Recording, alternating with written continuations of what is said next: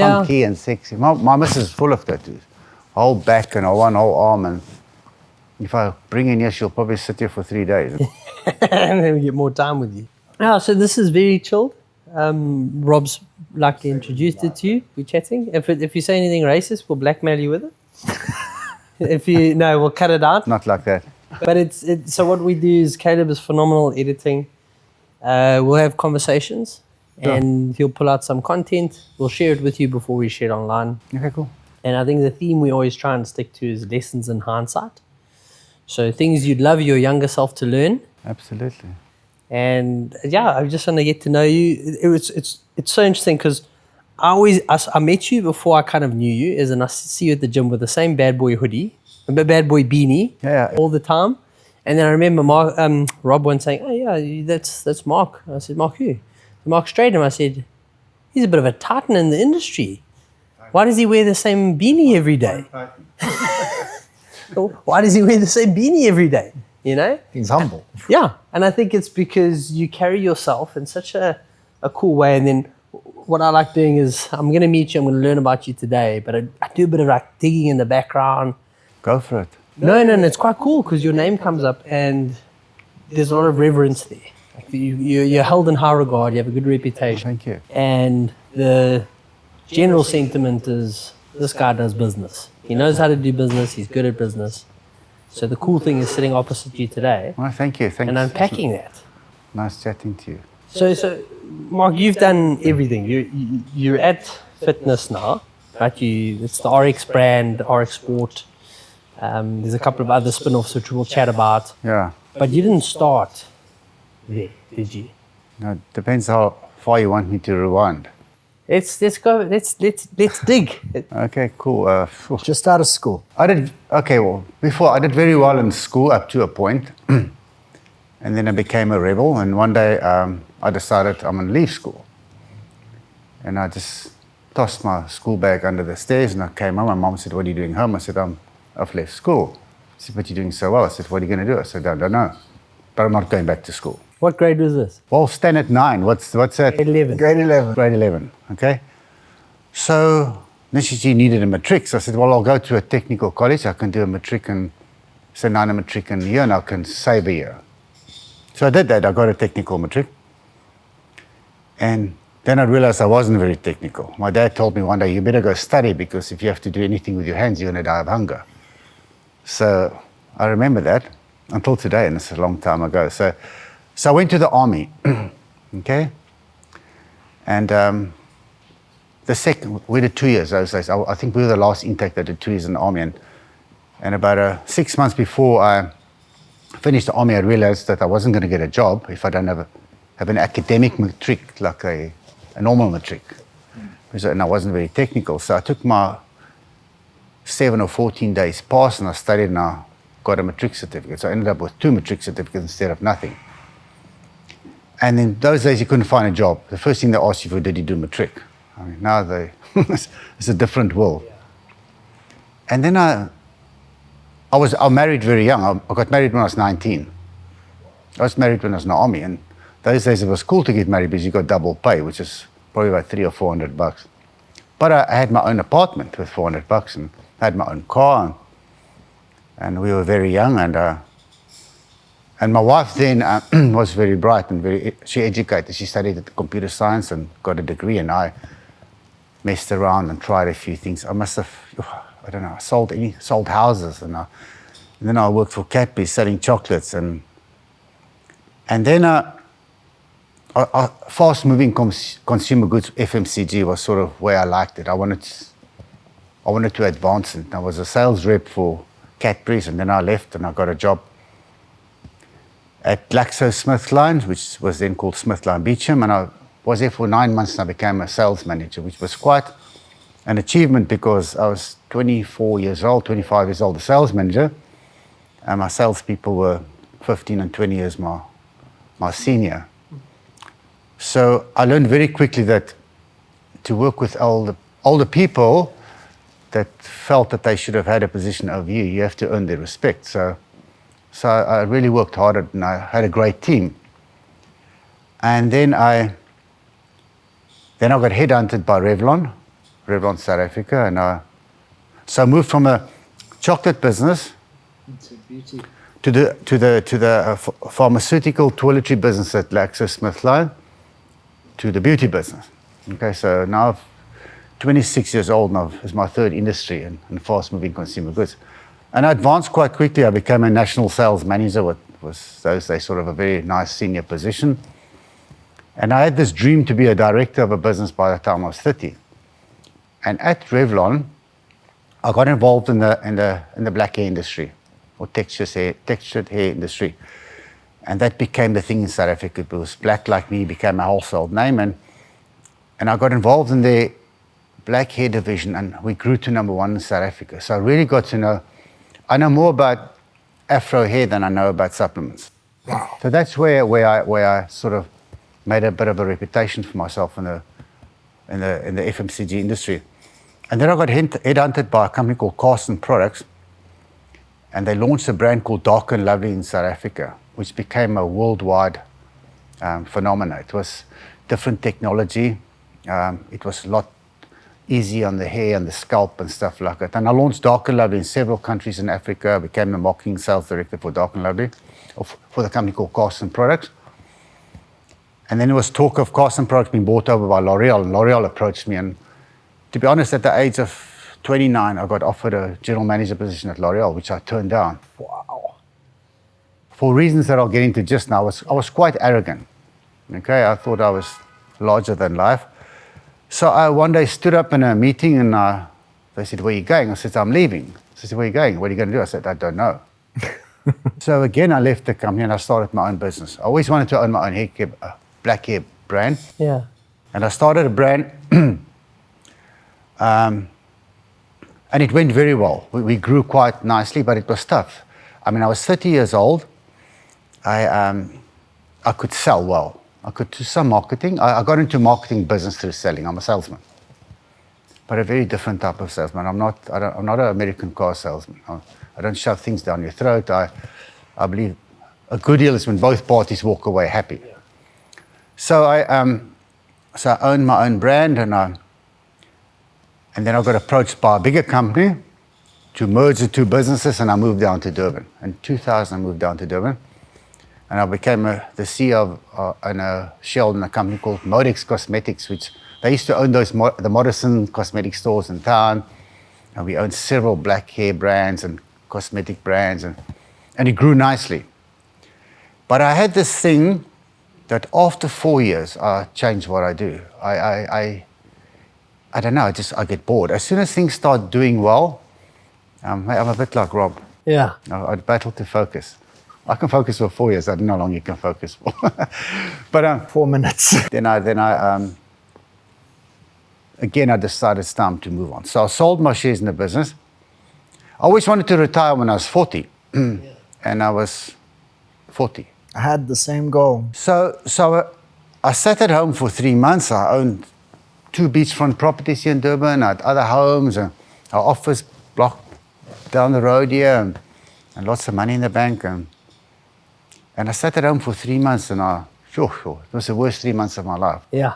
You start, it's weird. You start doubting yourself. You start losing your confidence. Suddenly you've got no purpose. Get up in the morning, go to gym. You can only talk so much to a few guys because they've got to go to work. They've got a purpose. I go home. I started buying up properties with potential, and I renovated a few homes.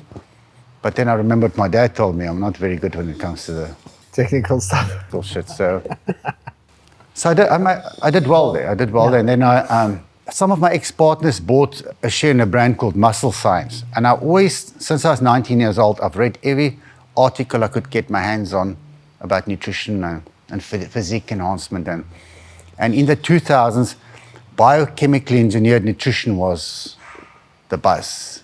The more the stuff makes you shiver and shake, and when you take it, the better. And I became a shareholder in a brand called Muscle Science, which was a well-established brand, but wasn't doing financially very well. And I have had a bit of a business brain, and I joined up with a guy, Mario from Bouillon, was one of the founders of the brand.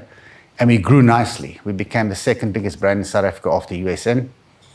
And then sort of 4 years came, and another company came got involved and they bought the business from us, and I left. And so my sort of purpose was fulfilled. It became a nice brand. In hindsight, I should never have sold the business. I should have re-engineered it, developed it, made it a bit softer and stuff like that. And I had a good partner, Mario, but he went on to he launched some other brands on his own. But while I was at Muscle Science, I got involved in the MMA, mixed martial arts industry.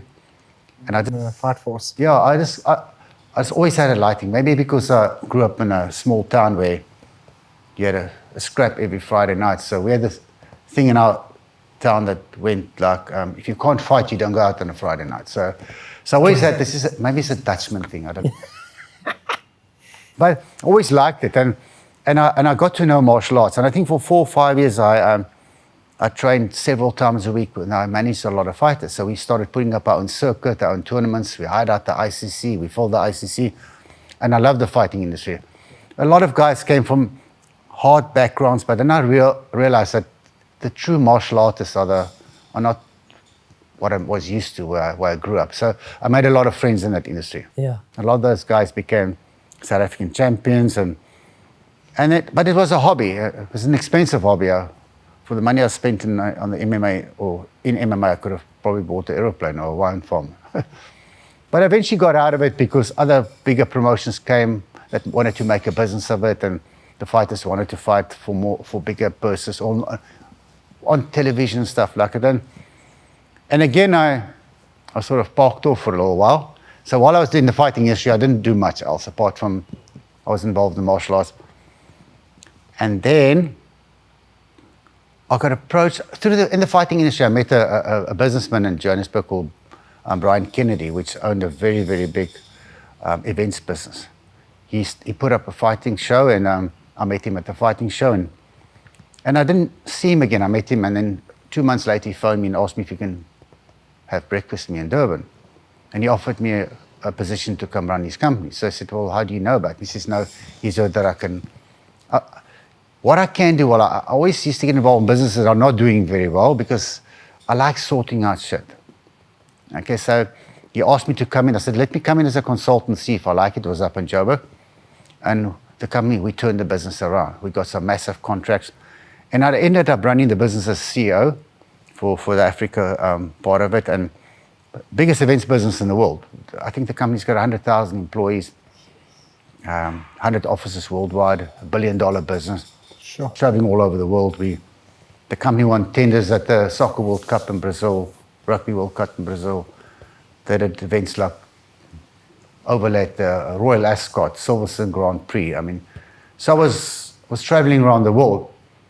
They even sent me to university in France because I wasn't educated enough, and I went to a business school in Lyon to do an advanced management program, sitting with all the guys. They all had doctorates and stuff, and I sat there and with my technical matric certificate. A hard knock college. Yeah, I mean, what was quite significant about the introduction, I mean, the first day we sat in, and the guy had put up his hands, Dr. So-and-so studied at Harvard, and this studied there, and then all these big fancy university names that I only heard on television. Yeah. So I just said I studied at the University of Turffontein, known as the College of Knowledge, and they all gave me a round of applause. They didn't know that it didn't exist. I sat down. What was quite significant about the course was that I learned the difference between theory and practical. Yeah. And we had to do case studies on events and situations and opportunities, and I had a very practical approach to it, which blended in well with educated people. So I quite enjoyed it. I mean, we had sessions in South America, we went to Istanbul, we had sessions in France, so we got sent with all these people around the world to do all this stuff. And then we had, it was a French-owned company, and the Dutchmen and the French are very similar, so they generally don't get on. They're very arrogant. And after, I think it was 3 months before my 4 years was up, I phoned my boss in Paris. I said, I'm leaving. He says, why? I says, well, this is what I do. He said, what are you going to do? I said, I don't know. Okay? Again. So I left. And they were worried that I was going to steal their business. So I think they signed a restraint, but they paid me for a couple of years afterwards. So I didn't do much. I got involved. So because of my ability to sort of fix businesses, and a lot of people that need help in South Africa, I started doing some consulting work. I worked with a few companies, but it's pretty unrewarding because I come into your business and as soon as I arrive here, Rob's hired me, the staff start looking at you funny, and then if you give them some good advice or input, you're there to help. They get sensitive about it. And when you come with a great plan, they never follow it because as you walk out, they forget about you and then they get stuck into the day-to-day shit again. So it doesn't work for me. I'd like to see some results, even though you get paid very well. But yeah, so that's what I did. And then I always liked nutrition. And I signed restraint of trade in the black hair industry, so I wasn't allowed to go back there. Even though I would have loved to have gone back and launched black skin products and stuff. I love the industry. I met some great people. The likes of Herman Mashaba, that runs the Action SA, he was owned black like me. So, I mean, there's some great people in the industry. A lot of salon owners, entrepreneurs, people that come from nothing. And I saw them build themselves up and prosper. And so I like that. So my other option was nutrition. So I went to the US. I saw what was going on. I saw superfoods was starting to trend, and sports nutrition is overtraded, and it become too much of a commodity, and it's unregulated. People make claims and promise the world, but there's nothing inside there. So I started a brand called Nature Nutrition, and then I sort of as a hobby, I started a few superfood drink mixes, and I showed somebody a discount and said we like it, and they listed it, and we sold to all the health shops, and I thought I will sell to them. I got an agent, and they started ordering again the following week. So I thought, okay, well, this is not bad. I was making some money sitting at home because I had some agent running around, and then I became bored, and I thought, okay, let me get involved in this business. And then I saw collagen started trending, and we launched a collagen brand, which is now probably the most significant collagen brand in South Africa. I think last month we signed purchase order from now until September for about 50 tons of collagen just going to the South African market. So we started taking the business up seriously. I hired some people, and today we own a company called Am, which is a player in the South African market, which I've got some partners in. But it's doing very, very well. But we sort of choked our own business. I mean, we're holding it back. I don't want to get too big too fast. We've got some great people working there. When I was in the US now for 2 weeks, I didn't worry at all. I mean, I've hired some people that I've worked with before. They're all stakeholders, or more than just an employee. They all got some skin in the game. Vested interest. Yeah. And we've got a blend between experienced older people and some young people. I mean, I believe if you don't have youngsters in your business, they see the world through new eyes. Yeah. And so that's where I am today. I own this business, and it's doing well. We're selling well through the likes of Discount, Independent, Walden, Warehouse. We started selling into the Middle East, the Indian Ocean Islands. So we're going to another trade show in the Middle East, and that's the next market we hope to conquer, is the Middle East with our brand. Wow, and I mean, you've done this stuff, and where have you failed? You know, I failed. like what Personally, or no, I mean, we'll get into that, and I think, there's going to be this. People don't realize the cost of success is obsessive, right? Yeah. And then it's a balance of scales. Like you have to compromise somewhere in order for one to go high. So we'll get into that, but business-wise, like, where have I failed? yeah, So the biggest mistake, well, you can look at it as a mistake or a failure, was I never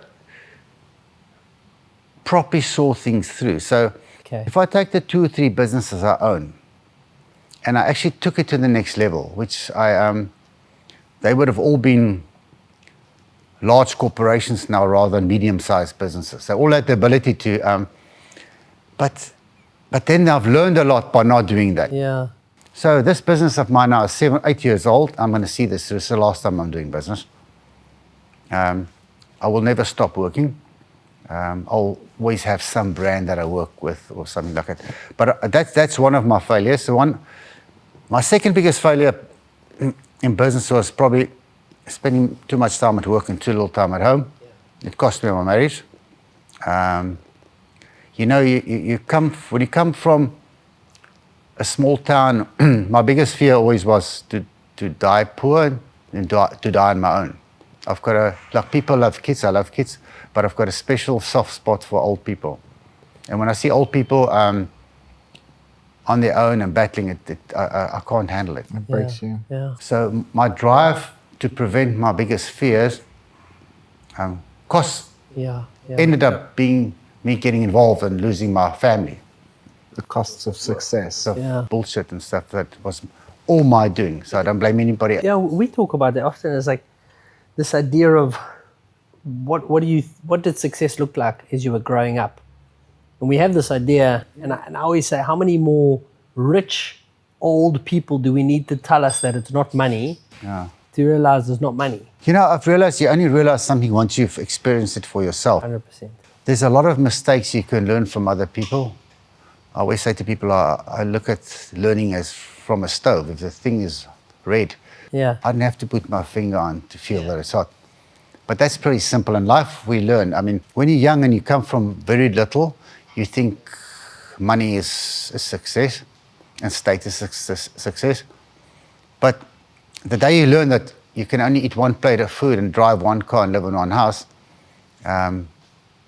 then your sort of goals change. And people always say, I'll be happy if I've got... Happy is not a destination, it's a state of being. It's a short-term emotion. 100%. 100%.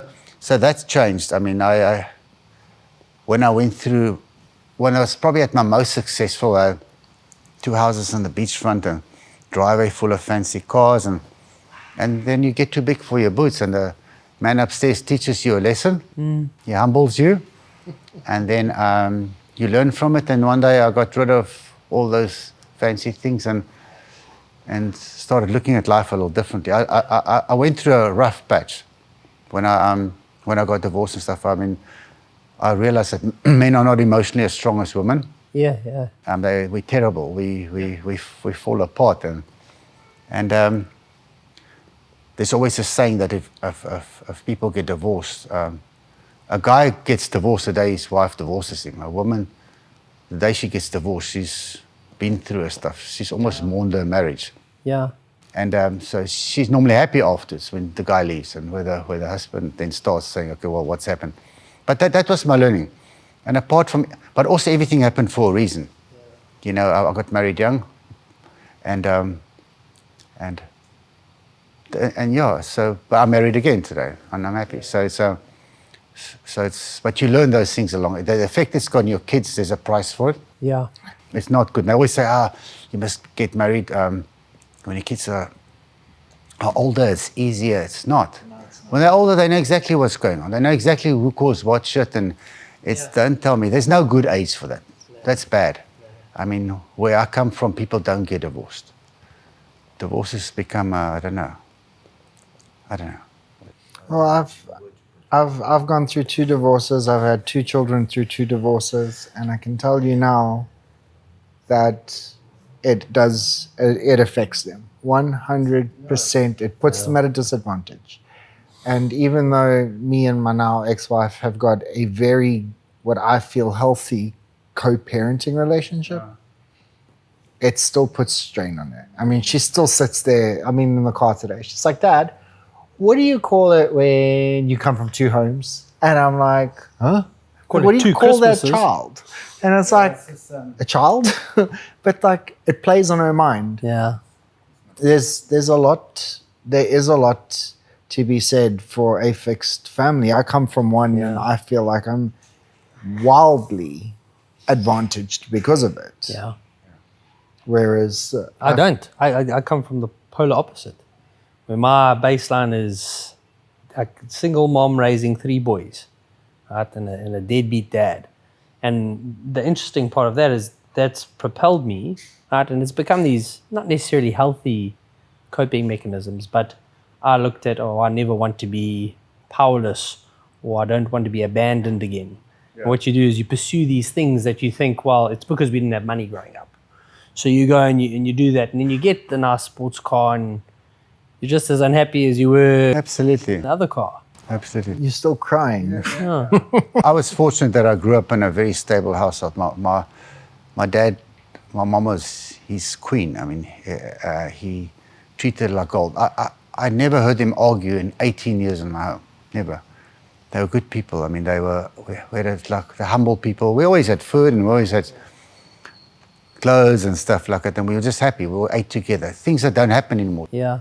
You see people in a restaurant, there's 5 people, and all 5 sitting on a cell phone. And this shit of social media is killing our world. Yeah, but what propelled you? Because we're going to sit here, Mark, and someone's going to look at this and say, man, he comes from a pretty well-adjusted background. Everything you've touched turns to gold. And as I spoke to someone like the other day, I remember my first training partner, he did something really stupid. And he was a bit older than me. And he's currently a magistrate. So very high-powered individual. Yeah. Did something stupid and he said to me, I'm so sorry I let you down. I said, this is the first time I can relate to you. I said, up until I've known you, you've just been this infallible man. Like, you know, like there's a kid going there, they want what you've got. They want that experience. 29, they want to go. Yeah, sure. I don't know, it's just, you must be consistent, you know, and I think there's no quick fix. I think with today's young people, they want success too quickly. After a few months ago, once it's a raise, because once people don't understand you get rewarded for exceeding expectations, not meeting expectations. Yeah. If I come to work every day, I'm getting paid for it. If I come to work every day, I shouldn't get a bonus. You must do over and above. But I don't think kids get taught that. I say that after love, the greatest thing you can give a child is to think for himself and do things for himself. If a child's old enough to do something for himself, he must or she must do it for himself. This running after kids and doing this for them and answering questions for them, they don't get to think for themselves, because when you're 18 years old, this guy is sensitive, he doesn't eat this because this doesn't resonate with his palate, and so, this guy is sensitive. When you're 19 years or 18 years old and you're going to apply for a job, they don't ask you, are you sensitive? Can you manage this food in the canteen? You're thrown out there in the big wild world, and you must cope. I was always saying gluten intolerance is a rich man's problem. Parents' fault that they don't help kids by helping them. Sometimes you're not helping them. Yeah, well, Mark, we had this thing when I used to work for a big retailer, and we used to interview people coming in. We had a call center, which is a pretty entry-level corporate job. So we'd get people fresh out of school, and we'd sit there and we'd summon the individual, and then an adult would stand up with them. I said, what's going on here? I said, no, I'm sitting in the interview with my child. When did that become okay? When are we hiring parents? And what are you going to say in the interview? Oh, it's just, you see, because I mean, Mommy, hold my hand. You need to get the child to build confidence. And the only way you get him to build confidence is to instill certain things in him. And kids don't play enough sport. Kids don't play enough. I don't believe the schooling system is suited for kids today. Yeah. Boys must run around. You sit and learn things in school that you're never going to use. I always say to people about school, I mean, I didn't finish school at first, but if I had my time over, I'd probably leave the day I could read and write if I was allowed to leave. Yeah. I mean, when they tell you, when I went to the army, we had a saying. In December of this year, I had to put up my hand and say, may I leave the room to go to the loo? 9 months later, I had a rifle on my hand fighting for my country. Yeah. The shift is too great. Yeah. And I believe the army was good. I don't believe in war. I don't believe people should kill each other. But it's happened because division has been created in this world through culture, through race, religion, and all that type of stuff. And because of that, it becomes necessary. People, if somebody attacks you, you have to defend yourself. But it's become violent. It's just, I don't know. But when did you, so in this arc of, did you ever look around and realize you're not doing what your peers are doing, what people within your age group are doing? And you thought, you ever come to this realization? Because, Mark, you're in the top echelon, right? There's people that are your age, people that are aspiring to be you, that you're different. When did you realize like what you were doing, what you... Maybe by default, because, I had a few mentors, a few guys that I drew from, and some I learned what not to do. So that's also learning. Sometimes knowing what to do is probably a bigger learning than learning what to do. And a guy said to me once at my job at like, so he was quite high up for a very young age. I said to him, you're fortunate. He said, you know, you must do well, so well that they'll create something for you. And it happened at Revlon. I got involved in the black hair, and my biggest mentor in life, which I'll talk about now, spotted me in this area, and he actually gave me that solely to do in the business. His name was Steve de Villiers. He was also, he's an Afrikaans guy, Steve de Villiers. He also left school early, and he was absolutely the most dynamic guy I've ever worked with. He was hardcore arrogant, but he delivered. If you're arrogant, you must deliver, because if you drop the oaks, they're going to kick you. Yeah. And he built very, very successful businesses, made hundreds of millions of rand, but a man of principle, straightforward, and I learned a lot from him. So, and then I realized, you know, you must just make it happen. It's just, I don't necessarily compare myself to other people. Success is probably being the best you can be against your own ability. That's success. Sometimes I say to kids, if you come fourth in the race, you might be the winner. Because you might have worked hard, and the guy that comes first is there because he's just got talent. But keep working hard, and in 2 or 3 years, he'll come fourth and you'll come first. So, you know, it happens by default. You just keep going and looking forward. And I don't believe in looking at the past. I learn from the past. I don't sit here and reminisce over problems and shit. In business, I also turned the corner once or twice where I thought, Jesus, now I'm going to run out of money. But I kept doing the right thing. Yeah. It's good to catch a tight spot every now and then. Yeah. It makes you smarter for down the road. Yeah, that stress actually creates growth. That's the same that we always discuss when it's for instance, when you're training, you're not going to grow a bicep muscle unless you put it under strain. Yeah. You don't learn unless you suffer. My whole life until about 10 years ago was very much living in the matrix. Money, working hard, success, growing. And then I think a lot to do with my new partner. She's a lot more spiritual. Jesus, she tells me about these things in the world, and often I think, okay, but she's more in touch with life and what's out there. And there's more to life than just money and this. And what I've learned since I've been with her for 9 years, is that when you stop worrying about things, they come your way. What you sort of, and sometimes what you resist persists. And if you push too hard for something, it pushes against you. So Yeah. So when I get home from work, I forget about work. If somebody asks me about it, I'll tell them about it. I don't wake up at night and worry about it, because it doesn't help. But have you not also earned that? Yeah. So I don't put myself into a situation where I need to worry. I'm very calculated. And if you ask me about what else I've done wrong, as a business person, I've probably been too cautious, too calculated.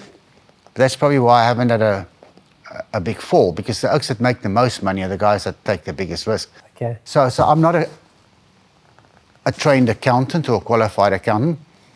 I run my own P&L business very effectively. So if a typical accountant entrepreneur would have run our business, he would have gone and borrowed millions from the bank, because the lending rate is much lower than our gross margins. We don't have an overdraft in our business. I pay my suppliers up front.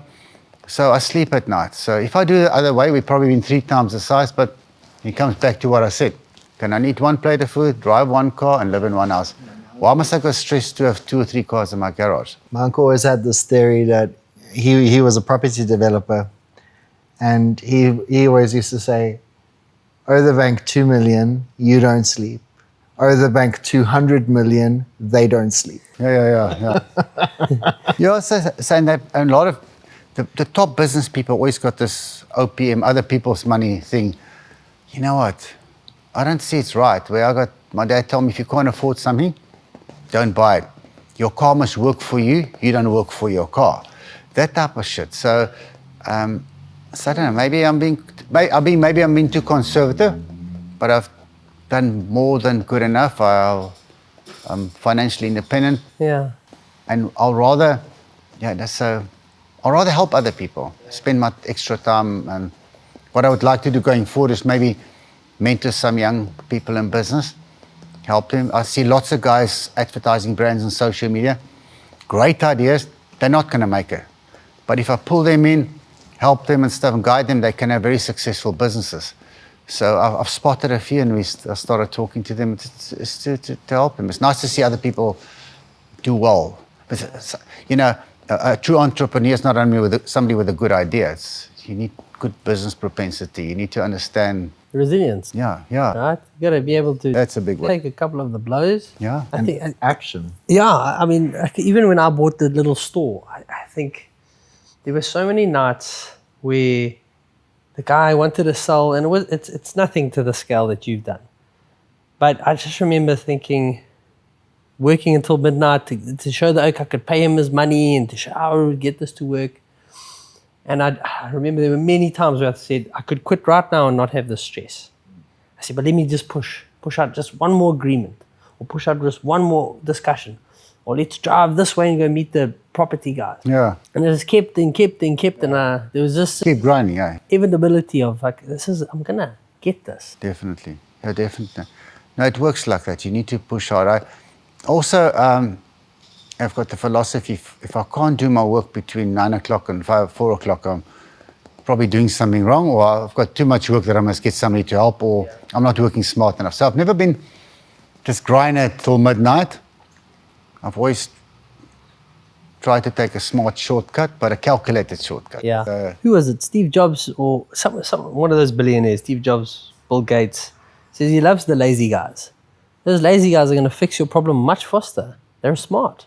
They're afforded the intellect to be lazy. Yeah. You know? Yeah, sometimes if you overthink things, you always end up coming back to your first thought. So if I think of a name for a product and we start sitting, and 2 days later we take the first one. Yeah. I find myself victim of that often, where I'm too much of a perfectionist that it actually prevents me from releasing something, to a point where when I was doing brand development for Salvage and the supply lines, I'd literally go into like pixels, like start erasing, like zooming into pixels. And eventually I got to a point where it was like, I will finish this by this time on this day, and doesn't matter what it looks like, it's going out. 100%, yeah. Yeah. And then, like, for instance, I'd get my first box and it'd be like, that thing is off center. And it would drive me absolutely mental. But at least it afforded me the opportunity to go back into that pixel. Absolutely. Yeah. Shifted a little bit. And We've got 7 brands in our business, and 6 of them we started just as an idea. And today, 95 or 98% of new brands fail. Yeah. But as long as there's, I don't know, we sometimes sit at home with my wife, and she thinks, hey, how's this name? I said, oh, it's nice. And then we ended up doing something with it. And most of our brands that we launched, we thought of the name while we were having a glass of wine. Yeah. And because we know there's a niche, because we're both healthy people, and you know what people want, and sort of. Another thing that I would have probably done differently, if I wanted to make more money, a very astute businessman told me one day, you must stop selling to healthy people, you must sell to sick people. Because there's a lot more sick people than healthy people. Yeah. And what I've learned in the black hair industry is, a product is either need-driven or discretionary. If a black lady needs to straighten her hair before she can cut it, so she needs to relax her. So it's a need-driven product. But if I study a protein powder, if you don't have money, you're not going to buy it this month. It's a discretionary. So if you've got an idea and there's a need to it, your chance of succeeding is much better than some discretion. Yeah. The less discretion is of needs, and sick people need their medication. Yeah. So some of our brands are focused on sort of sorting out specific ailments and stuff, but I'm still one for healthy people. Yeah. And one of the things, I learned this in my 30s, right, that I needed to start making peace with the idea that my intuition was right, Yeah. and that I didn't need to go and validate it, right? Like I needed to act on your gut. kill the ego, and that, hey, I think that guy's a dodgy guy, or that chick's gonna break my heart, or this is not gonna pan out. And I say, that's my intuition, but I think I'm overthinking. And then 6 months down the line, Right. Sheldon sounds like my wife. She's my gut. She's like that, exactly. And I've learned a lot from her. She's very intuitive. And today I looked at 2 properties. She drove past one. She says, there's nothing. This house the energy is wrong here. Yeah. I said, okay, what do you mean? And I look at it, and you're actually right. she's got a good feel for things, and I've learned also a lot about ego. I mean, you mentioned the word ego. Yeah. Ego is the biggest problem in this world. Yeah. We all, you need ego. Everybody needs ego. You won't survive and be alive if you don't have ego. But ego is a killer of so many dreams and people. Kill your ego before it kills you. Yeah. Absolutely. Yeah. They say like the self-awareness is the death of the ego, right? Is that you stop. The ego has a lot to do with, as I understand it, we've got our mind, body, and soul. Yeah. Okay. Your mind and body is supposed to keep you playing this game. Your mind is a great business mind. Your game is you make money, right? Your body is this thing that's like, hey, that guy's got a knife and it's running at me. Yeah. If he stabs this body, I stop playing this game. Your soul is kind of the thing that it, and the question I always ask, the philosophical question that has no answer is, how much of Mark is his mind, body, or soul? Like, how much of you you need food to survive, right? That's your body, right? You know that you need to make money, that's your mind. But how much of you could just sit and exist in this moment and go, I'm at peace? Yeah, if you asked me 10 years ago, it would have been all mind and body. Yeah. Now I've become a lot more for the soul. Again, through my partner, she's a very spiritual person. So I've learned that there's more to life than, you just look at the world differently. Yeah. I mean, I think this whole COVID era has woken a lot of people up. People have become aware of things. It's just brought the whole spiritual dimension to the world. People see, a lot of people have now see the world through different eyes, because it wasn't good. You know what I'm saying? It wasn't managed well. It was. And do you spend much time in intentional meditation? Yeah, I do. My wife does all the time. I do yoga once a week with her. She's a yoga teacher. I do try and meditate a few times a week. If you asked me 10 years ago, I'd have laughed at you. Yeah. So it's good. It's nice. I even in the car sometimes listen to meditative stuff. Yeah. On the way to work. So by the time I get there, I'm like chilled and Zen. Yeah. And just lie on my bed in the morning or go sit outside, close your eyes and just just zone out. But it's a skill. I couldn't do it. The first time I did a yoga class, I sat there and what the hell am I doing? I mean, the first time I did a yin yoga class, you do about 6 or 8 poses, and some of them you bend over like a bridge with a block under your back. Very difficult. And shiver.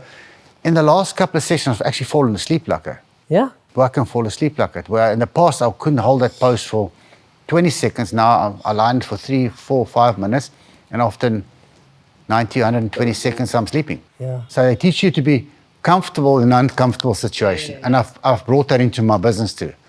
I'm a problem solver. So when I walk into the office in the morning, people tell me, good morning, is there any drama? What's wrong? If there's drama, we sort it out now and then we enjoy the day.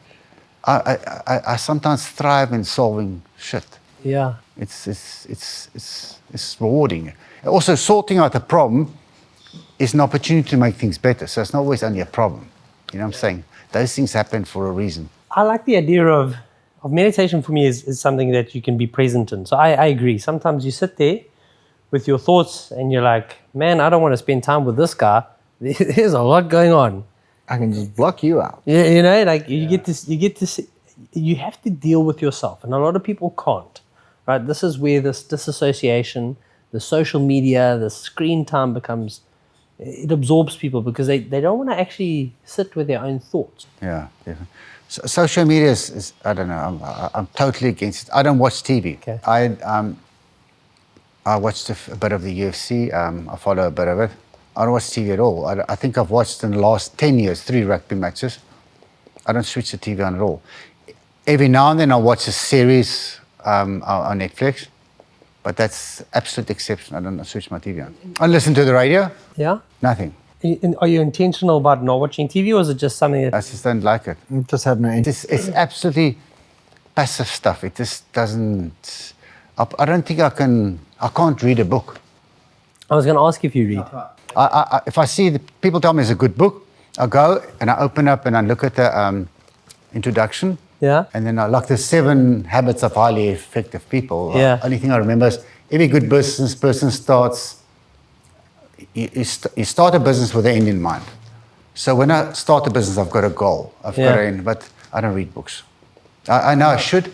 I listen to a few books online. Yeah. So I'll Google a bit of the interesting parts and make it my own and try and understand. I wish I could read more. I just can't. I can't. There's an amazing app called Speechify. Oh, okay. Get it?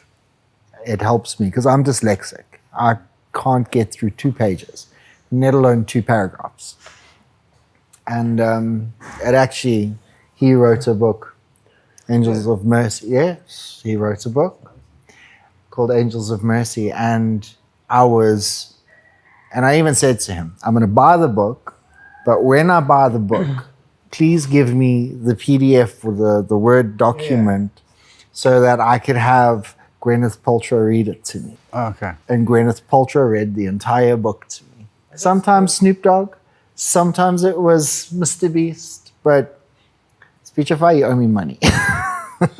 So I would also listen to a few audiobooks, especially on like self-improvement stuff or that. My wife sends me things all the time about spirituality, which I better listen to, otherwise she'll ask me questions about it. So No, it's a really... she's accurate with the stuff. So Yeah. he means well. At the beginning, it irritated the shit out of me because it was unfamiliar. Yeah. And probably my ego. Yeah. I don't understand it, so it's not your comfort zone.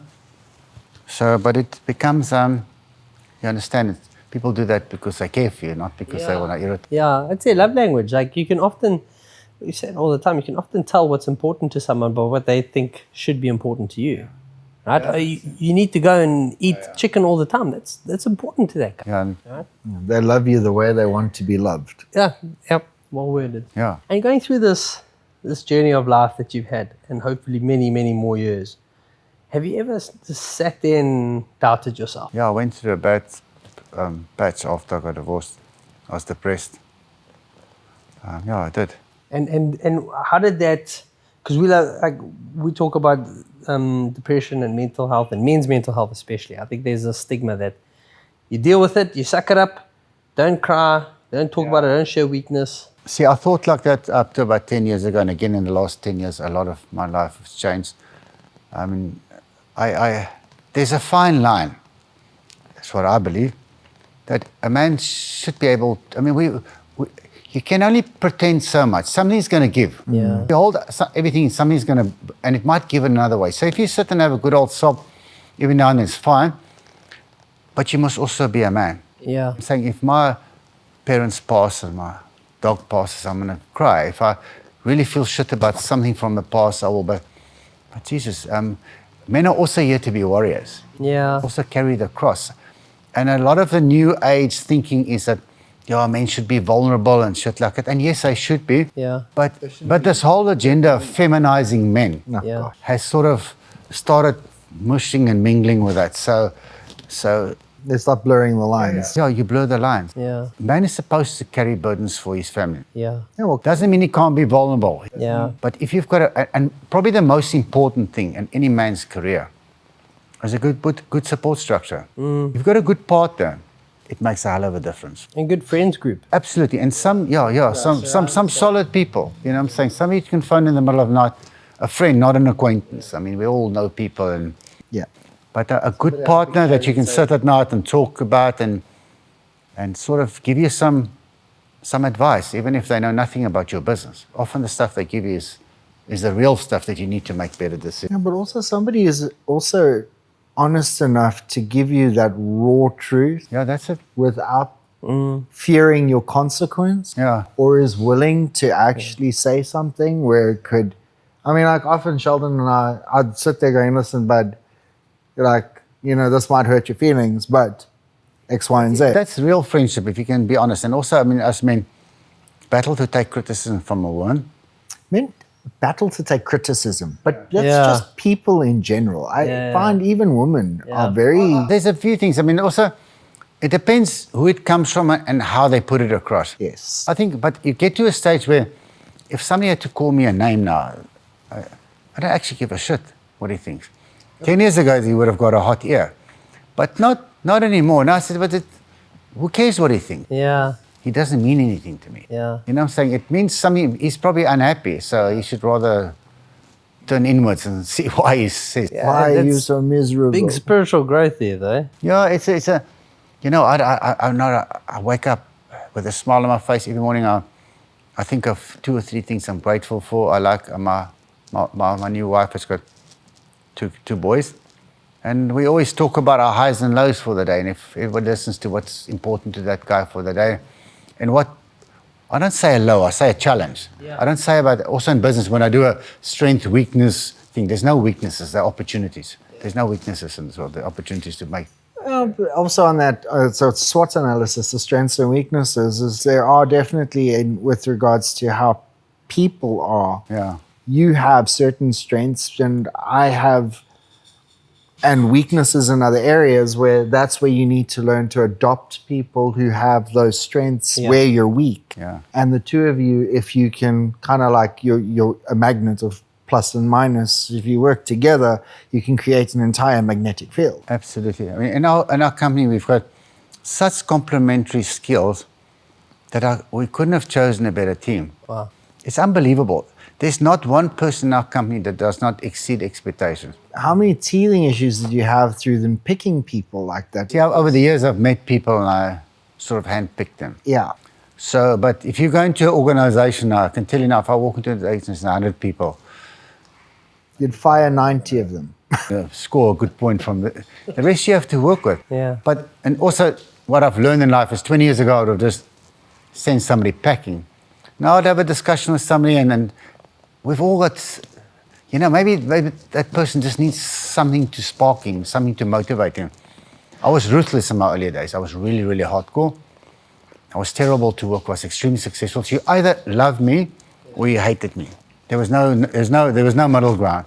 Now I'll probably get less people that hate me and more that sort of hanging in there. I've always known you to be a very straight talker. Yeah. Maybe it's also maybe the way I was straight in the past was. No, remember, people don't like criticism, whether it's constructive or not. Maybe the people I looked up to and I learned from were very direct. Yeah, but you responded to that. Yeah, I responded to it. Same with Rob. Is that I don't need to fluff about.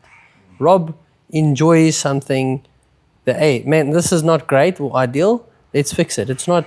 Do you know what? How is your mood today? Are you feeling okay? He doesn't have the time for that. Yeah, he respects. So it makes sense that you would see the value in someone that. Yeah, I mean, that's when I said to you I'd like him on the podcast. I mean, you knew exactly why.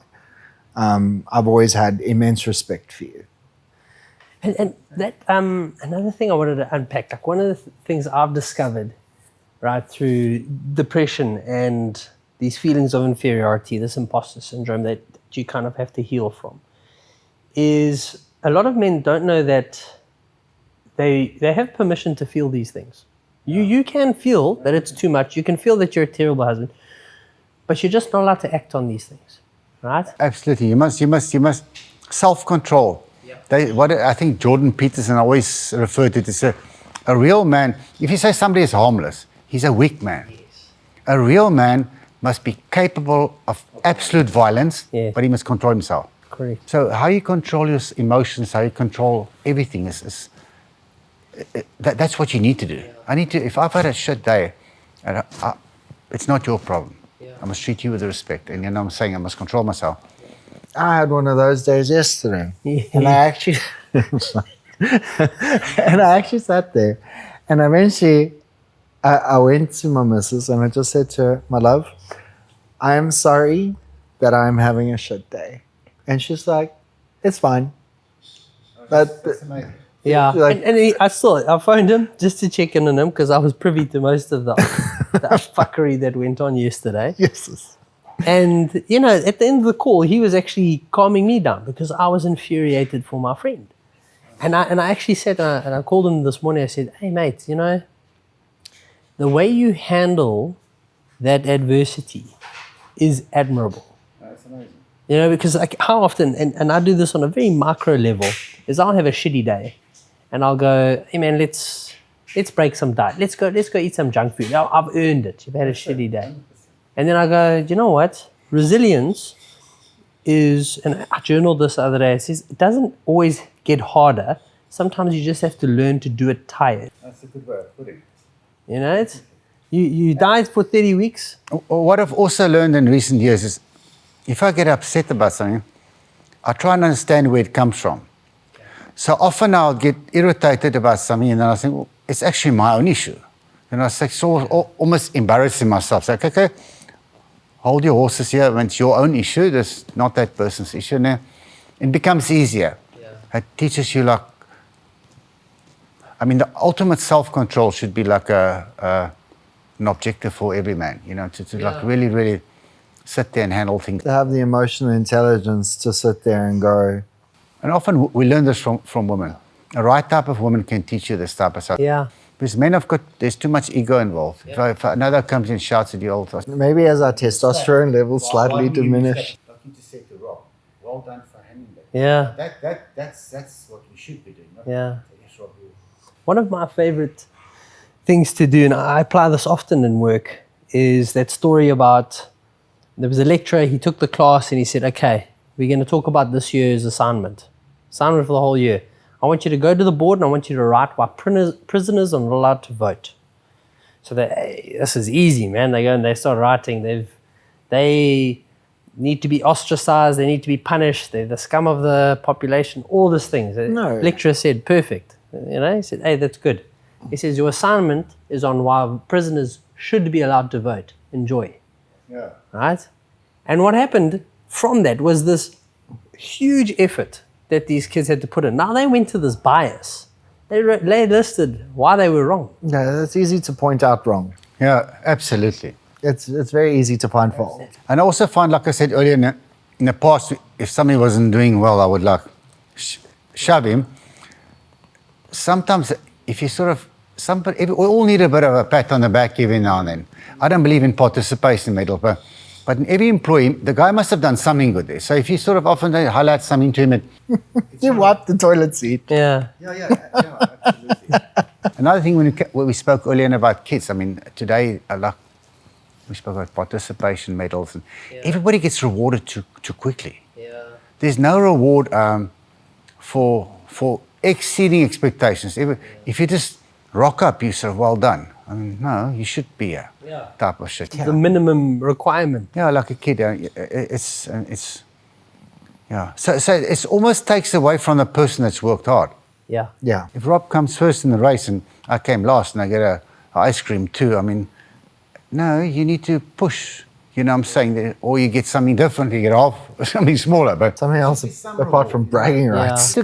Not because he's better, this encourages people. This is how you sell the whole concept to people. The idea is my son is, my first child, our son, a week is born on Monday, right? So this next, the 1st of September. I know. Every time my phone buzzes, I'm thinking, hey, I might need to go. And it's this wild world because your perspective changes completely. Even the way I'm training at the moment, I've been a hardcore bodybuilder my whole life, and I'm thinking, hey, I need to go and kick a ball with my son. And then this question comes and you sit down with your partner and you say, how are we going to teach our kids suffering, but in a way that he knows we love him? Yeah. Because he's got to know it's hard. Yeah, it's little things. It's just, you've got this Dutchman mentality where you whack a oak with a stick and stuff. It doesn't work like a. Okay. If you can get a child to respect you, you can make them resilient through being kind, and this from a small age. You finish with a cup, go put it back. Don't speak to your mom. This is how you speak to a lady. Open the door for the lady. Little things. If you teach them from a young age, they'll respect you, but earn it. Yeah. You can't talk to the oak like he's a piece of shit and expect him to be nice, because they build things up. And also every child's different. I've had 3 kids of my own. They're worlds apart. Yeah. So I was married very young. I had children very young. So you do your best, but at that point in time, you're not really, really ready to understand the differences. Luckily, they all came out okay. None of them are in jail or stuff like that. So they all done well in their own way. I was fortunate. So I brought a bit of my upbringing, and some things I would have done differently. In a Dutchman old culture, tell a kid what's going to happen, he shuts up. So now if I tell the boy something and he says, I give him a chance to sort of respond. Hey, hear how you feel about it. And if I feel I'm right, you can go do it now. Thank you for that. We'll think about it next time. Or maybe you're right. Good idea. So you just sort of engage them a bit more. So you learn these things. And unfortunately, there's no school for parenting. So we all sort of do what you've been taught. And if you're really smart, you'll sort of analyze it and see how you can bring another dynamic into it. And I think that for you as a new parent, say, okay, I got raised like that. What was wrong? What would I like differently? But not let what went wrong, not overcompensate. And that's often what happens. If a kid, especially when a woman or feel that they've been abandoned, there's a big thing with women. They haven't been, especially a father figure. They might carry that through to their children and mollycoddle them and stuff like that because they overcompensate. And that's also a fine line, but it's difficult, it's not easy.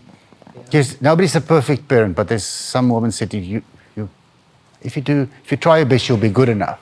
You know what I'm saying? That's just do your best. Yeah, it talks to a really cool concept that I was reading about, the philosophy of a meaningful man must pursue something which is unachievable. Yeah. And in the context of this, it's being the best father in the world. Yeah. Okay. It's a completely unachievable task. One, because it's you can't measure it. No one's going to be able to go, you know what, quantifiably, Mark, you are the best dad ever, here's your trophy. They can't do it. Right? And it's a task that never ends. Here's a metric. Yeah, here's a metric. Yeah, I'm sure if we bloody gave you a target, you'd smash it. Sets a whole new. You have to find something that they like, and you must motivate them, and it's a whole thing. I mean, like I said, my first daughter was a top swimmer from a very young age. My second daughter didn't like sports; she was sort of more into reading. My son again, he's also a good sports person, but he's a very private, spiritual type. But when you're young, you don't understand it. You just all understand where I come. Say, like, just in the way they are. I mean, like, my eldest daughter is extremely unempathetic. Yeah. Whereas my youngest daughter is 100% empath. Yeah. Like, it's just personality-wise, it's like, how did you come out of the same pipe? Yeah. Must be the two different mothers. But the idea of you have to pursue something, and you found that out a couple of times. You retired at the age of 40, right? Yeah. When you had the idea of retirement, what did it mean to you? Like, what you thought? It was sort of achieving a goal, but it's overrated. If you may ask me, I've got a very good friend that always asks me, when you're selling your business and then you retire, I said, never. It's because it's not only about me. I've got people in my business that depend on me. That what are they going to do? They're not going to walk away with the same amount of money as me. So keep it running. You know what I'm saying? Maybe I'll sell off some of the brands and take some money, but then what am I going to do? I find a lot of people work hard, and I don't work hard. A lot of people say, you work really hard. I don't. I mean, I see you guys in the gym in the morning. I go home, get to the office at 9, I leave at 3. But I do a lot in that town. And I support and motivate my people. On Friday, I tell them all to go early. They all get a lot of leave. They all get bonuses, and they're all happy. So I don't work hard. I love my job. It's not a job. To me, it's like a hobby that's well rewarded. Yeah. And you're not a slave driver. No, I'm not a slave. And I don't drive any of my people. And I don't there's no unhappy people now. Yeah. We often talk about that as you have to learn, and this is where I've had some success in bodybuilding, is I love training and I love prep. You're going to get guys that are going to do it because they want to win or be the SA champ or go pro, and that's fine. They'll get there and they'll realize that the effort they put in is very disproportionate to the reward they get out. Yeah, There's never a parade. No, absolutely. Never have I won a trophy or an overalls or SA champs come back to the gym and Oaks are going, hail. Oh, come on. I keep telling you how awesome you are. Yeah, none of the chicks, I don't know. I don't know. But what it means to you, often that teaches you something inside you. It teaches you discipline. I always find if I had to get 2 CVs today, and both of them got a degree, and the one person played sport at a high level, depends what sport it is. I'll hire the sports person. I know what goes into it. Yeah. Like a swimmer. Yeah. I mean, those guys, my daughter was for 6 years in the pool from Monday to Friday at 5 o'clock at Kings Park outdoor pool. Yeah. 5 o'clock, not at the pool, inside the pool, for 6 days a week for 6 years. Yeah. Okay? So, that person will put in a good day's graft. They can get up early and then at night they go swim again. Yeah. So, sports people are generally disciplined. And again, kids today don't play enough sport. Yeah. When the oak has got a little scratch on his knee, then he sits and he has to get a bandage. God, we used to fall our roasties open every week. When we had a roastie, it didn't heal the whole rugby. If you were bleeding, Yeah. you didn't play hard. We didn't know rugby fields didn't have grass on it, like stones and stuff. And Yeah. it's just, I don't say people should be roughed up and Winning Yeah. U-Bolt was praised, not red carded. yeah. Well, you just hope you you never wanted to play centre because you just hope you didn't get tackled in the cricket pitch. Absolutely. And we played without rugby boots in Standard 5, grade 7. I played for the Old Transvaal schools when I was in primary school, and I did my trials. I had a broken big toe, and I took electrical tape and I tied my big toe to the small one, and I played 2 days of trial with a broken toe. Because I wanted to make the team. No, that gets a scratch on it and he's off, and the pain police runs up and mom runs on. Yeah. I mean, my mom wouldn't dare run onto the field when I got injured. Jesus, you'll leave school. You'll be the mockery of the next whole season. Yeah, it's a different Yes, thing. my eh? mother used to shout at the refs, though. No, that's right. No, that was standard. That was sort of what moms did then. Standard. That was sort of what moms did then. We used to be like, Yeah. Mom, shut up! Shut up! Missing a good game, ref. Yeah, I mean, so we talk about that, but I love bodybuilding because I actually love the training. Yeah. I love it. I love going to the gym. I'm currently recovering from a couple of injuries, so I have to figure out a new way to train. And, quoted a couple of times, the man who loves walking will walk further than the man who loves the destination. Absolutely, yeah. And we often see that, you would have seen that when you retired. You didn't want to retire. No, I mean, this is a thing. When you're young, the successful people retire young. Yeah, I guess Yeah. reaching financial freedom by that goal. People ask why, what money and success. I just want to be financially free. I don't have the most money, but if I want to go overseas and I'll go. But I'm not going to buy 2 or 3 Ferraris. I'm saying. But I'm okay. I'm saying. So I also don't want a fancy car. To me, I had fancy cars before, and then I drive and see a homeless guy next to the street, and somehow it makes me feel a bit weird. I don't say people shouldn't reward themselves if a fancy car makes a person happy, and then you must do that. But it doesn't work for me. Yeah. It doesn't work for me. I just want to go home to a happy place. Happiness is Peaceful. Peace. Man. Peace. That's the one think thing yeah. you can't teach young people. You can't go to a guy and say, listen, the most important thing in your life Is is peace. going to be peace. You come home to a woman that doesn't give you chaos. You go to a business that you aren't hiding stuff under the mattresses. Peace. And the young guys will go, they say you got to learn that the When you hard get way. in your car, you're not watching over your shoulder. the biggest success to a businessman outside of his colleagues or whatever is your partner. I'm telling you, you go home, you want to unwind. You don't want to think about shit. You want to have a glass of wine. You want to laugh and giggle. And you just want to listen to a day and chat. You don't want drama. Yeah. That fuels a guy. If a guy's got a good support, a partner, it's half of your success. Yeah. Half of your success. And guys that, I believe it's very important. Yeah, no, I've been on both spectrums where you go home and you don't get the gossip and the ganter, and you go home to the gossip and the banter, and you sit there going, can you please just shut the fuck up? And another burden that men need to take on, and I think deal with, is the burden of information. Yeah. And how sharing stuff, it's that fine line, is you don't want to hide stuff, but there's also stuff you don't share because it's disempowering. the easiest example I use of that is that, like, in a financial capacity at my business, if we're not making budget or if there's cash flow issues, there's no point in me telling the tea lady, hey, no budget. No. It's completely disempowering information. All I afford her is the opportunity to lose some sleep. Yeah. There's very little she can actually do. Yeah. I mean, she can't clean faster. No. Well, she could. Not but great not as- cost cutting, make sure they only use 1 teaspoon. It's just disempowering. It's unfortunate that the economy is, where it is. yeah, it's not in a good space. So people are under pressure. And, I go to the spa where I shop, mention the name, but the ladies, you see them, there's 6 days a week. They're there 7 in the morning, they leave at 7 at night. Yeah. They catch a taxi from 3:30 in the morning, get home at 10 at night.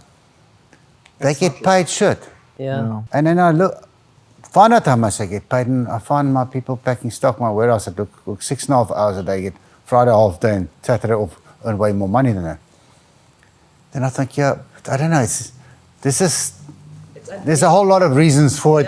People would say, That's really cool because I think a lot of entrepreneurs listening, or if they do get to listen to this, it's something that we should actually appeal to them, is try and make it so that your staff actually can live better lives. Yeah.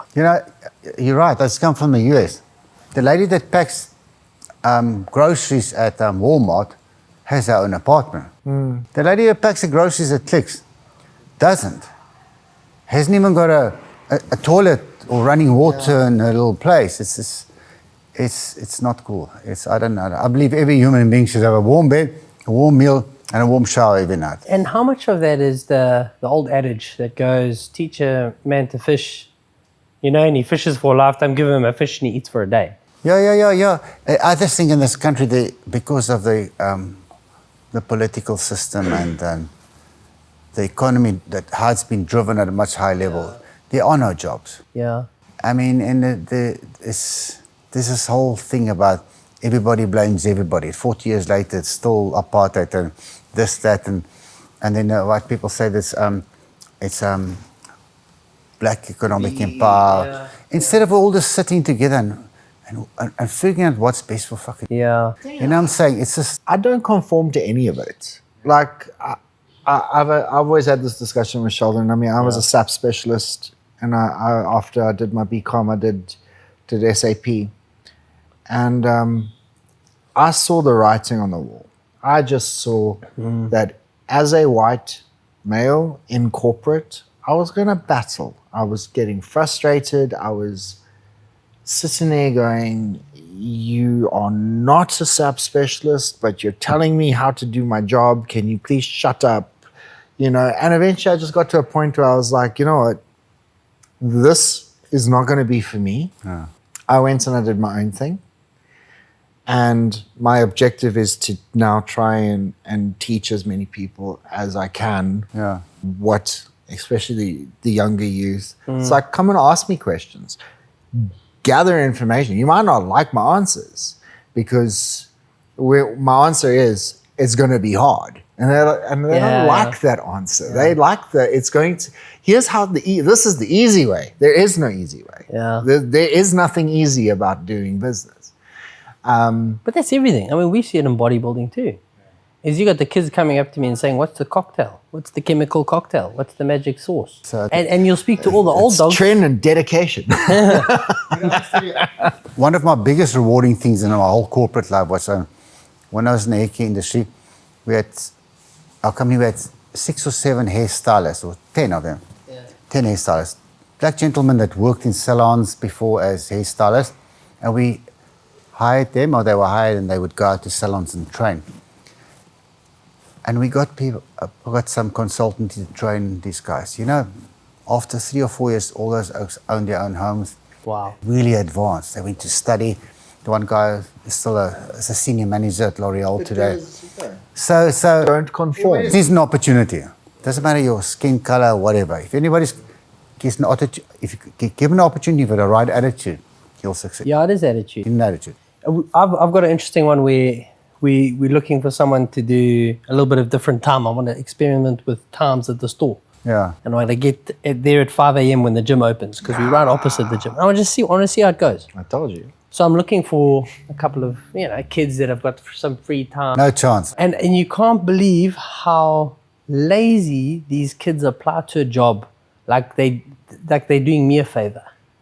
I got to get there at 4:45. My son-in-law is a chief financial officer for a big salon brand in the US. And when you hire people in the US now, and you interview them, you have to pay them a 20% premium if they have to come to the office. Because the people been this COVID, whatever, convert or whatever they call it. I think you should get paid 20% less. No. People have been working from home now. If people want to come to the work now, you need to extra petrol, and now they want a premium to come to the office. It's unbelievable. Yeah. I still believe that whole COVID saga has left more damage to the world than It's reset. injuries through bad medication and shit like that. It's weird. I mean, Rob and I, we often talk about it, like the work ethic. I did audit and my articles, and we did 12, 14-hour days. That was standard, and you got slave labor. But that's how you cut your teeth. And that's one of the things when we look at the market. You see, you're lucky you caught the same era as us, where you wanted to work your way up the ranks. You're all ass. You put in the hours. Tits. You had to. Tits. Time in the saddle. No, they want an increase, and they want an increase because they can't afford to pay their bills. But they also got a car that he shouldn't be driving. It's Living beyond your means. married first, we used to walk to the grocery store just to save petrol. Yeah. I mean, Jesus, what's happened to that? People are too scared to walk.